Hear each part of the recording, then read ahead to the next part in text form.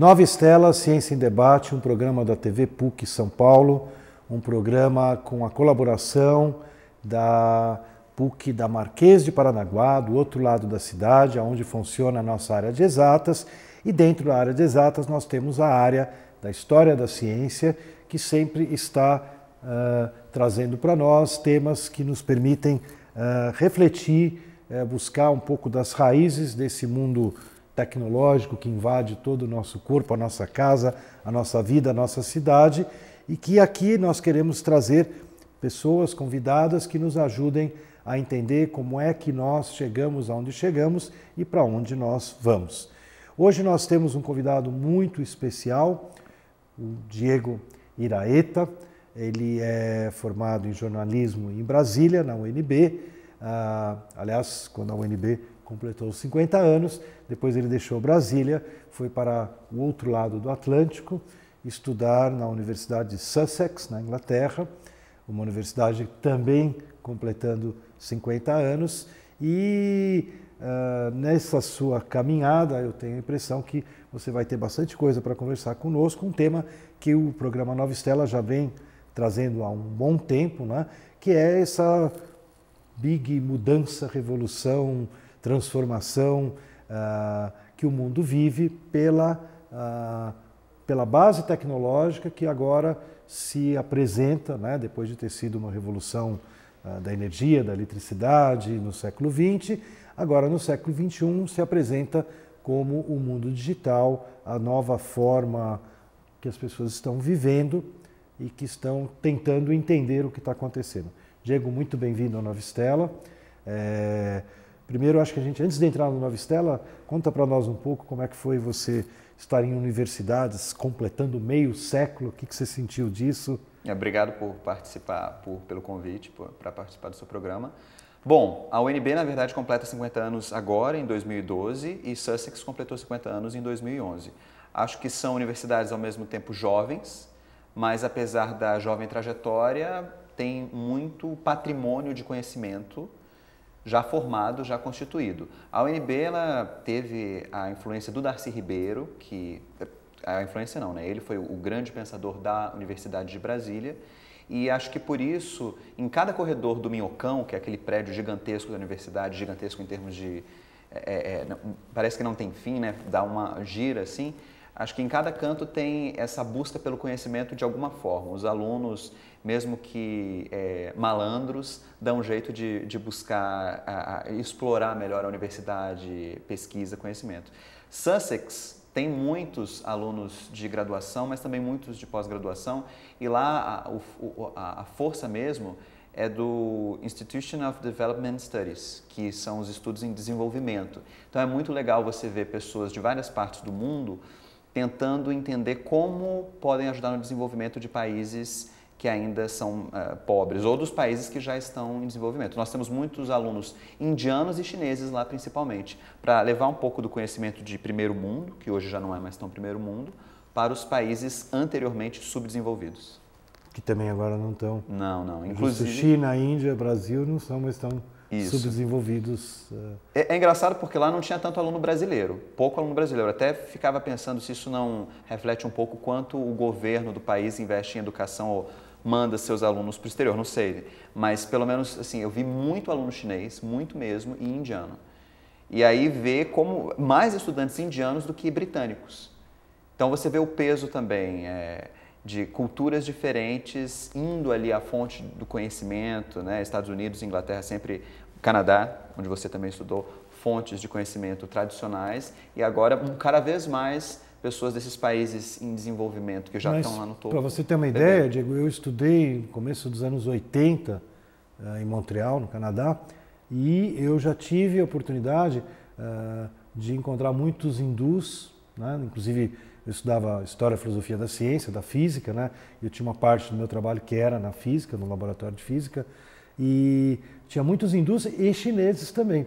Eu tenho até uma piadinha aqui para a turma Nova Estela, a gente era um acelerador de partículas, né? E acelerador de partículas, quando você consegue fazer tudo funcionar, você tem que aproveitar ao máximo, porque depois que para, leva um tempão, né? Que nem conjunto de equipamentos, né? Eletrônicos, é um monte de processador coligados e vácuo campo eletromagnético e tal. E se parar, você depois leva um tempo para voltar. Então tem que largar o pau, fica 24 horas, 48 horas, 36 horas, ininterrupto, né? E uma dessas vezes eu estava num plantão noturno e de repente eu fui até a cozinha, né? A gente tinha uma cozinha lá, um lunch club, a gente tinha umas comilanças lá, muito gostosas de Montreal. E eu fui até lá e eu chego lá e senti um tremor. Falei, putz, o Xiang, lá que tinha ficado no meu lugar lá embaixo, explodiu o laboratório. Né? Os chineses eram bem doidinhos, né? E não era, graças a Deus. Na verdade, tinha tido um tremor em Montreal, né? De terra, né? E o laboratório estava todo em ordem. Mas você tem razão, já tinha uma presença chinesa e hindu, e eu acho que tem a ver com o que você falou. Mostra que são países onde o investimento em educação básica, educação médica, educação superior é muito ainda maior do que o nosso. Agora está até toda uma campanha aqui no Brasil de que as pessoas precisam estudar mais nessas bolsas, País Sem Fronteiras, tal, para tentar facilitar que mais gente vá para o exterior. Mas daí você foi para a Europa, voltou, né? E como é que você está vendo? Quer dizer, eu acho que a maneira como a informação está sendo produzida, circulando, né, é uma coisa muito diferente, né? Então vamos começar a pôr a mão na massa aqui do nosso Nova Stella. O que está acontecendo com a informação, né? Para as pessoas assusta muito, porque a informação vem de todos os lados, ela pula sobre as pessoas pela internet, pela televisão, e muitas vezes não há como você deglutir todo essa gama de conhecimento ou de simplesmente informação boba que chega a você. Olha, eu não sou da escola do determinismo tecnológico. Aliás, acho que hoje a maioria dos grandes cientistas sociais ou que investigam mídias digitais não são, que é acreditar que a tecnologia é que muda. O que faz haver essa transformação que nós estamos presenciando neste momento em função das mídias digitais é a forma como as pessoas se apropriam da tecnologia. Então, não é simplesmente a existência do Twitter ou do Facebook que vai mudar as relações comerciais ou de amigos. É a forma como as pessoas estão utilizando essas redes.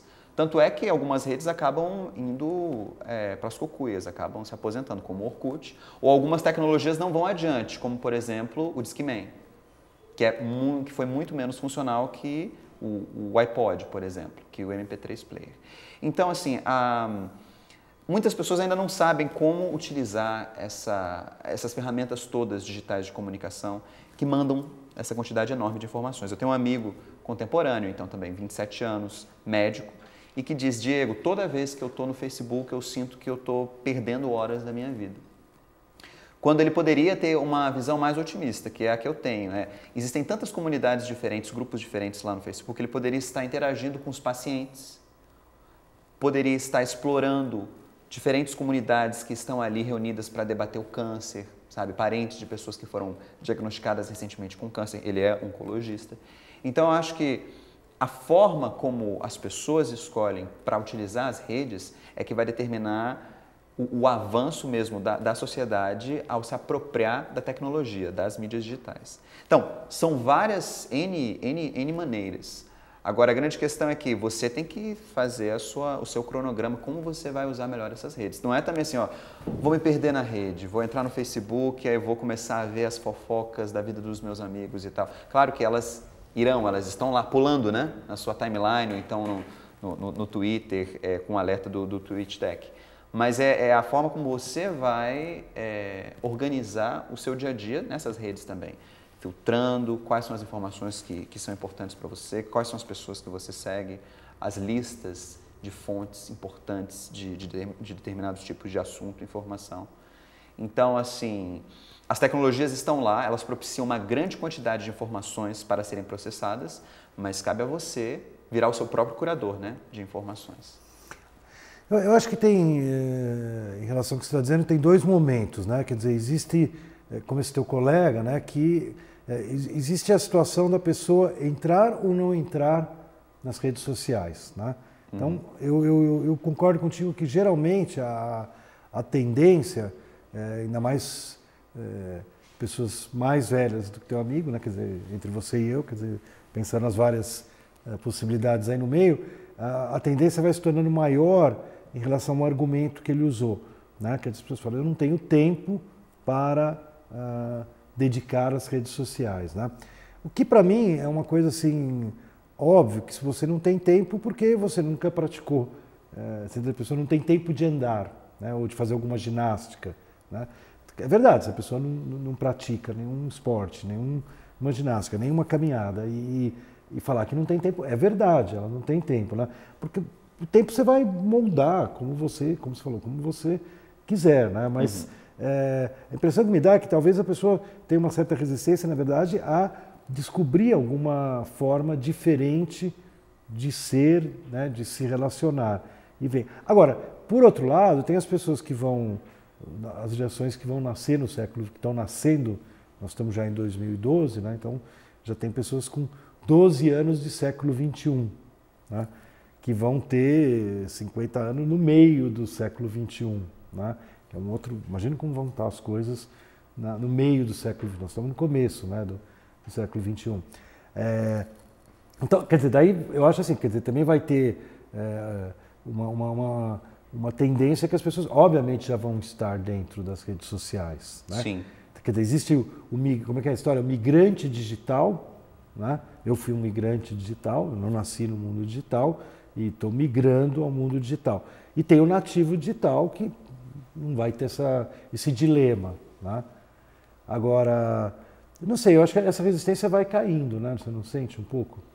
Sim. Você que está aí no meio da... Para muita gente vai. A minha mãe, por exemplo, ela diz, olha, não vou entrar na rede social porque eu já fico tanto tempo no meu e-mail.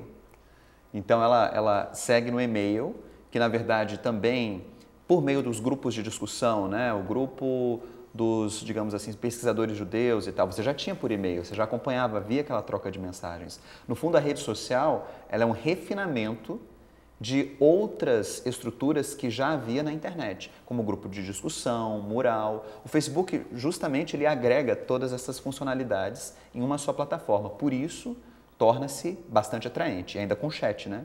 Com a possibilidade de você conversar com os seus amigos, com os seus seguidores.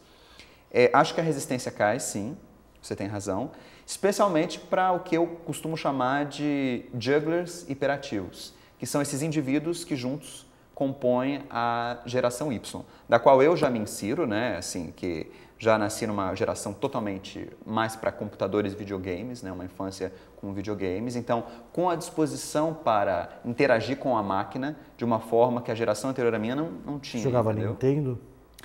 Não jogava Nintendo, eu jogava Atari. Joguei Atari, depois Mega Drive e Super Nintendo.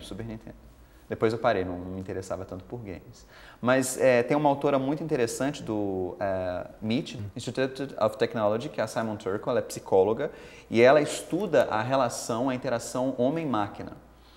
E ela mostra justamente que a geração agora, quem está com 16 anos agora, então pega bem esse pessoal que nasceu no final dos anos 90 e já nos anos 2000, é um pessoal que é totalmente ligado, totalmente conectado. Então, não estar com a máquina, não estar com o Tamagotchi, que era aquele bichinho que eles cuidavam quando eram bem pequenininhos, Furby, ela estuda exatamente essa relação das crianças com esses mascotes.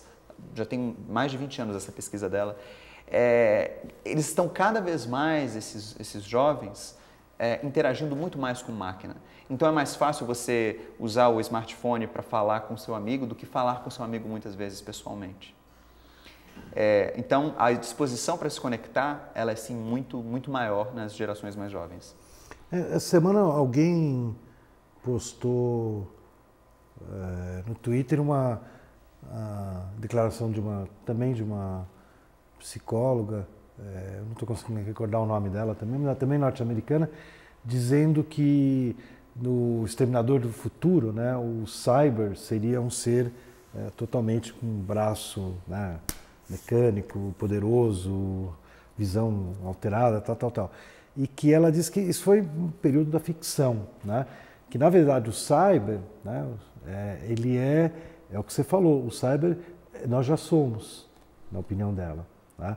Ela desenvolve muito essa ideia que a nossa interatividade com equipamentos, máquinas, né, é tal, né, que nossa existência hoje em dia ela não se limita mais ao nosso corpo de uma forma crescente. E é interessante porque isso, na verdade, aconteceu várias momentos da história da ciência onde você tem uma percepção pela ficção científica, né, que tem às vezes, uma certa imaginação, né, por ser completamente solta, né?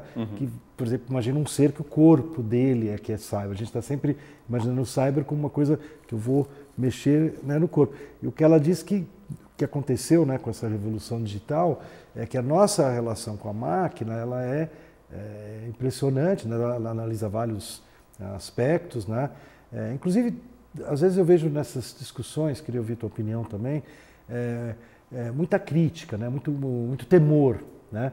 Que, por exemplo, pensa bem, se eu esqueço alguma coisa quando eu estou conversando com você, bom, eu não tenho um método para lembrar o que eu esqueci muito definido. A gente fica pensando para lembrar o nome de alguém, né? O nome de um lugar, né? Agora, quando a gente perde uma informação nas redes, a gente tem alguns caminhos pelo Google, pelo... Vários backups. Vários backups, né? Várias formas de chegar no backup, né? Então, já aproveitando essa história, né? Se questiona que a gente está perdendo muito tempo na pesquisa, organização da informação, né? Porque a gente tem agora isso, de certa forma, meio na nossa mão, tá certo? Então, essa própria psicóloga, se eu tivesse aqui com a maquininha, eu ia acabar achando quem era ela, né? Buscando no meu próprio, eu tuitei, eu fui retweetado, então eu posso olhar nos tweets, nos retweets, e isso leva um tempo, né?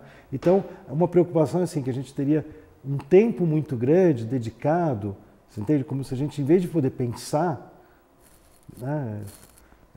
Pensar macro, você entende? Pensar na vida, pensar no trabalho, fazer avaliação e tal, a gente perderia muito tempo com essa administração das informações e da busca. Onde é que eu deixei aquela música? Onde é que eu deixei aquela foto? Né? Onde eu queria uma foto minha que está no lugar para pôr em outro, né? Daí eu já pus em tanto lugar, mas tem que ter algum lugar de onde ela saiu na minha máquina, né? Daí acabei achando lá, uma foto JL, mas demorou um pouquinho para me lembrar onde é que eu teria possivelmente colocado aquela foto, né? Então, você entende? Quer dizer, eu não concordo muito, porque, inclusive, eu acho que as pessoas não percebem que a questão temporal é muito interessante nessa história, porque as coisas no mundo digital são extremamente rápidas, né? As pessoas falam, Zé, você faz 100, 200 tweets por dia, né?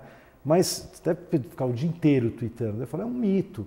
Você entende? Às vezes, em 10 minutos que eu estava te esperando para começar nossa entrevista, sei lá, eu coloquei uns 20 tweets, ou retweets, né? Não precisa ter sido criado por mim, mas eu peguei coisas legais e tal. Então, o tempo você entende? Ela não é, mas como é que você vê esse tipo de preocupação de que as pessoas estão eventualmente emburrecendo ou poderiam tender ao emburrecimento? Eu acho que, de qualquer forma, elas estão tentando organizar, certo? Por organizar as suas fontes de informação, onde é que estão os arquivos, as fotografias, os vídeos, isso já demanda uma inteligência espacial dentro da máquina. Pode não ser, né, no offline ali, onde é que estão os meus documentos e tal, mas é uma organização importante. Obviamente, porque as ferramentas são automáticas, tudo funciona por algoritmo e o Google já te apresenta as informações, você muitas vezes tem aquela resposta pronta do que você está procurando, né? Mas nem sempre aquela primeira fonte que vem é 100% confiável. Aí você vai a outras fontes. Então você também adquire um outro tipo de habilidade que antes, digamos assim, era um tanto quanto exclusivo dos jornalistas, que era a capacidade de apuração. Então você ligava para as fontes ou fazia uma trilha, que hoje todos podemos fazer. Todos os internautas, né, todos que estamos conectados, podemos ir de site em site para ver se aquela informação bate ou não bate. Então, se eu estou com algum problema, alguma dor de garganta, alguma coisa estranha, mas estranho, nunca tive isso, vou lá na internet e procuro, né, que é um processo de inteligência coletiva, as pessoas indo atrás do que os outros estão dizendo, da sabedoria das massas, né, dos grupos. E você ou lê uma informação aqui, você acha que estranho, esquisito, aí você decide ir ao site da Sociedade Brasileira de Otorrinolaringologia.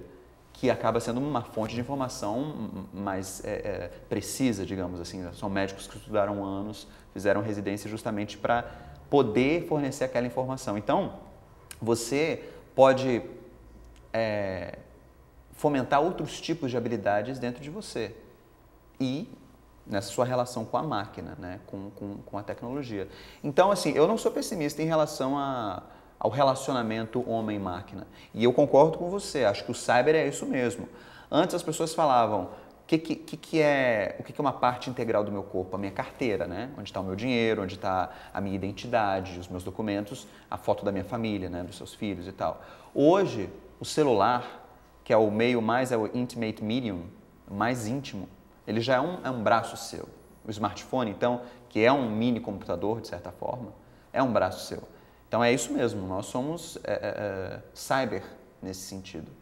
E como eu disse, o Manuel Cassius, que na minha opinião é um dos maiores pensadores da sociedade em rede, né? Ele diz que tecnologia é sociedade. Então não é aquela coisa do determinismo tecnológico, dizer, ó, surge a tecnologia, vai alterar a vida de todo mundo. Não, mas é dizer que ao analisarmos a sociedade atual, não tem como nós esquecermos os fones de ouvido, né? Que nós temos os fones de ouvido para, sabe, no meio do trabalho, quero concentrar, quero ouvir minha música e isso vai me ajudar ali a terminar melhor a minha labuta. Então, hoje nós temos computadores, smartphones, internet, redes sociais, tudo isso faz parte da sociedade. Não vamos emburrecer por causa disso. A não ser que a gente só use para saber de fofoquinha, porque, né, acho que foi até a Rosana Herrmann tweetou hoje, ela falou isso, gente, claro que a gente pode prestigiar a fofoca, mas se a gente só prestigiar a fofoca, que sociedade que a gente vai ter? A gente tem que prestigiar tecnologia, educação, cultura, conhecimento. Somos múltiplos, né? Também, claro que eu também leio minha fofoquinha, mas não dá para ficar só nisso. É engraçado, uma coisa que você falou, e eu fiquei pensando, né? Quando a gente estava não foi nem nesse ano, 2011, 12, acho que deve ter sido 2010, 11, quando a gente estava no auge daquele processo que a gente faz, um grupo aí no Twitter, que é promover a doação de livros no final do ano, né? Doe um livro no Natal, doe um livro neste Natal, umas mudanças que a gente vai fazendo. Eu me lembro que é uma frase que eu não sei, na verdade, se eu peguei de um blog, site, e teria sido dita pelo José Mindlin, né? Ou, não sei, eu me inspirei lendo alguma coisa do Mindlin, né? Mas era uma frase meio parecida com o que você falou em relação aos livros, né? Que é uma frase assim, eu sou eu e meus livros, né? Quem é uma pessoa, né? Quem é o Diego, né? O Diego é o Diego, mas eu preciso ver o que ele leu, né? Dependendo do que você leu, eu também vou saber quem é você, né? E os livros, obviamente, que os livros estão lá na estante, né? O livro papel ainda, né? Depois a gente pode até desenvolver um pouco esse tema, mas o livro papel ele está lá guardadinho, armazenado, mas ele também tem essa relação, né? Então é interessante, você está nessa mesma linha do eu e meus livros, né? Agora você pode dizer eu e a minha nuvem, né? Uhum. E a minha tecnologia e as possibilidades dentro dessa. Porque isso que eu te falo, na verdade, como você falou, a gente historicamente a gente tem muitas tecnologias, né? Uhum. Hoje em dia tem até no YouTube tem uma brincadeirinha que é a maior, lá em espanhol, né? Acho que não traduziram em português, não sei se você já viu, que é a maior descoberta tecnológica de todos os tempos, né? E-book, o book, né? Uma brincadeira que é um livro, né? Daí o cara apresenta o livro de papel, né? Como se fosse uma novidade, que nem te apresenta um smartphone, um iPad, né? Um novo iPad. Como se fosse um novo iPad, como só que é um novo livro. Só que é o livro, né? Claro que o livro, quando surgiu, há 400, 500 anos atrás, né? Ele não tinha o marketing televisivo de ter um garoto propaganda com ele na mão, apresentando o bicho, né? Então alguém fez uma brincadeira. Faz quanto que eu estou lançando o livro hoje, né? Então eu teria o livro nessa linha. Mas o livro realmente, uma coisa dessa brincadeira é muito verdadeira. Ele é uma tremenda tecnologia também, né? E o principal fator assim, de diferenciação do e-book e do livro nessa propaganda do livro, nessa reflexão sobre o livro, é o fato dele não exigir conexão, né? Não tem carga, você vai obviamente poder estar num camping, né? sem bateria e estar conectado. Mas Diego, a gente está num papo muito legal que daria para aprofundar muito, muito, muito, mas a gente vai começar a nos despedir, porque o programa tem o seu prazo. Eu acho que a reflexão que a gente fez sobre essas novas tecnologias e como elas vão afetando a vida, né? Como você falou, como a vida vai se transformando na medida que elas vão sendo incorporadas, né? Como você falou, não existe uma relação, nunca existiu, né, direta, né? Fez um parafuso novo, pá, né, o planeta.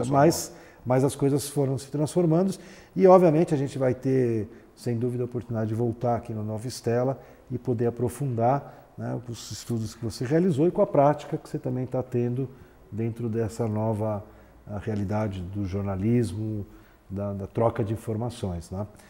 Nova Stella Ciência e Debate, um programa da TV PUC que, inspirado nas estrelas novas que surgiram no céu também, assim como o livro, alguns séculos atrás, né? E que na época, através da observação dessas estrelas e muitas outras coisas que aconteceram, mudaram a nossa visão do universo, a nossa forma de se entender aqui, e que a gente espera agora, já no século XXI, que esse debate, né, lançando luz um pouco sobre a história e sobre o que está acontecendo na realidade, permitam que novas estrelas surjam e a gente consiga entender as coisas e marchar para frente.